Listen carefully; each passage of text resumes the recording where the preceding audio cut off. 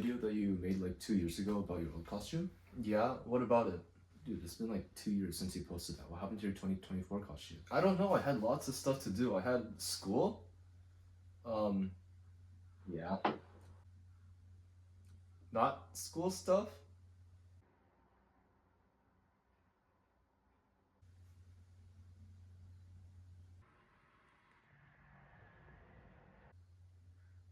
Yeah, okay. Alright.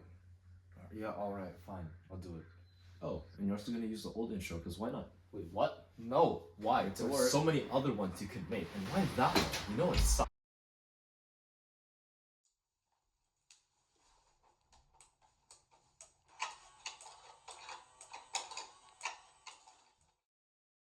Hi, I'm Justin, and I've been making Halloween costumes for 7 years. I started making costumes in grade 3. My first one was a Freddy Fazbear costume, cause you know, who didn't like Five Nights at Freddy's in 2016? Fast forward 8 years, and here I am now with my newest creation, Sugar Crash.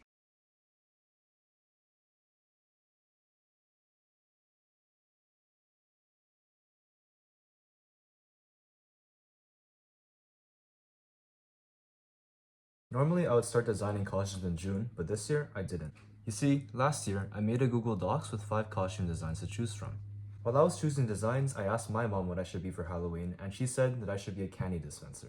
I thought it was a cool idea, so I drew up a couple of designs to bring the concept to paper. I put out a vote and asked my friends which one of the 5 I should make. In the end, my 2023 costume, V1 from Ultrakill, won compared to my mom's idea by one singular vote. That vote being me. She ended up making me promise that last year I would bring her idea to life. And trust me when I say this, I did not regret it.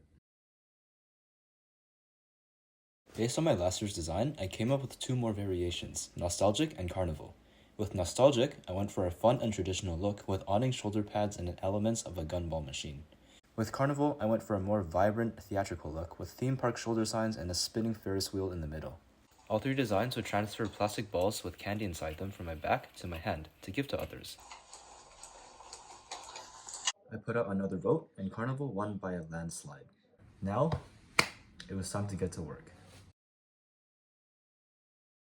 It was now July, and I finally had my design picked. Let's see how it worked. The proposed design consisted of flashing shoulder pads, a ticket box, a spiral elevator, a spinning chess piece, and a ball blaster. So when a ticket is placed inside the box, a candy ball will be coming out from the bottom, and this arrives at the base of the elevator. The elevator then spins it up, where it drops into the chess piece, coming out on the other side and moving it into the blaster for it to be shot out. Before actually designing these signs, I did some research to get some inspiration. I searched for carnival signs and decided to implement the light bulbs on the border of the signs and the fancy text. I also chose red and dark red for the colors, as I also wanted it to look somewhat similar to stage curtains, and I also made the text pop out better. After drawing out a finalized design, I cut out a template and held it up to my shoulder to see if it looked alright. An issue that eventually came up was how I was going to support these signs on my shoulders. I looked online for shoulder pads that I could print out and made 2 holes in them for the sign support beams as well as slots for support straps. After printing them, I cut 2 old belts in a wetsuit in half, cut out slits on the wetsuit shoulders, and weaved the belt through the shoulder pads and the wetsuit to create a sturdy foundation for the signs. To secure the signs to my shoulders, I included threaded holes in the signs and a large screw end for the supports. In addition, I also created a locking apparatus so it would lock the support beams in place to the signs so they wouldn't loosen while I wore them. After putting everything together and not really knowing what to expect, the signs looked really nice with their flashing lights and shades of red. For the elevator design, I did some research and came across this Lindt chocolate machine, which was the inspiration for the elevator. The spiral piece in the elevator would spin while the vertical beams guided the ball, letting it slide down. Having inspiration, I drew some designs for the placement of the vertical beams and the elevator's loading and release components. I designed the top and bottom of the elevator and beam holders as well. I made pipe entrances, as it would be the points where the balls would enter and exit the elevator. I also got help from my dad to source the aluminum beams for me. Thank you, Dad. The top and bottom of the elevator were the most difficult to make, as I constantly ran into issues with integrating them into my design. Sometimes the beam placement holes were in the wrong positions, the holes weren't deep enough, or they were too wide, leading to the beams sliding right out of the holes. So after I finished the elevator frame, it was time to make the spiral. Using a pre-made model I found online, I repurposed it for my design. I had to print the spiral in sections as the combined piece was way too large for my printer. So I developed a simple system with holes in the top and bottom of each spiral section for wooden skewers to be placed inside to join them.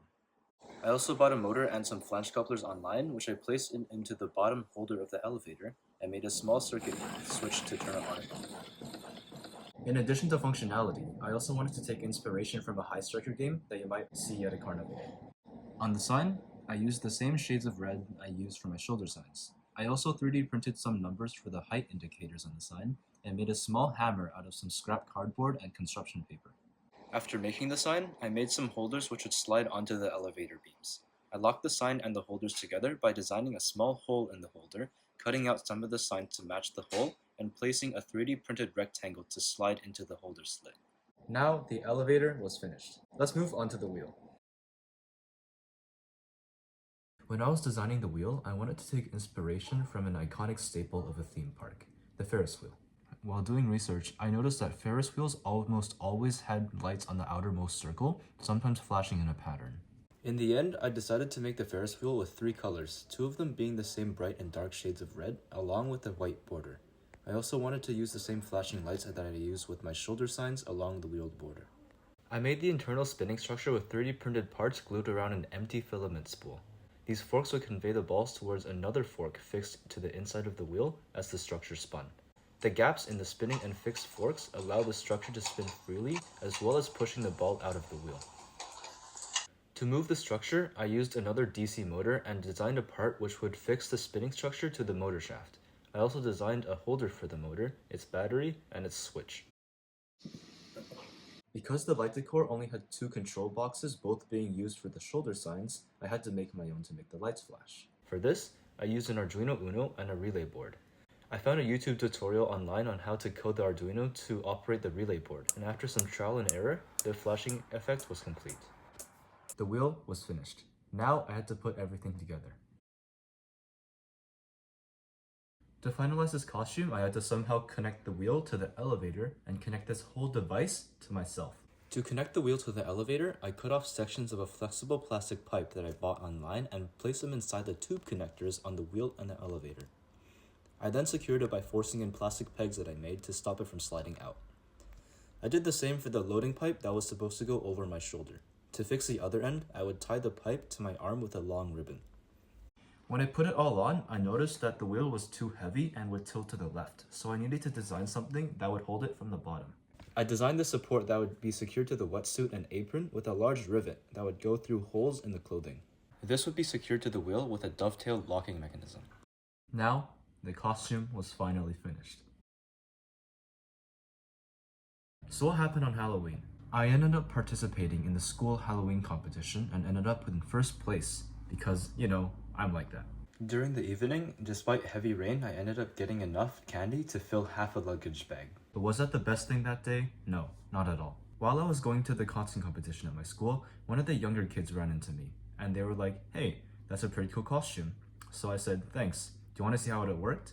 So I showed them how it worked, and I even gave them a small candy treat, because why not?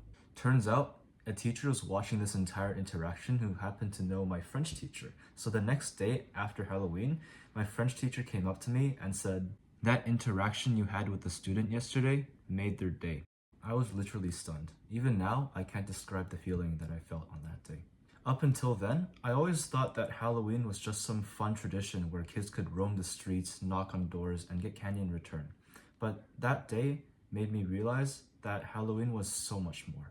Halloween isn't just about the treats. It's about generosity and giving back without expecting anything in return. Thank you for your time, everyone, and I'll see you next year. Peace.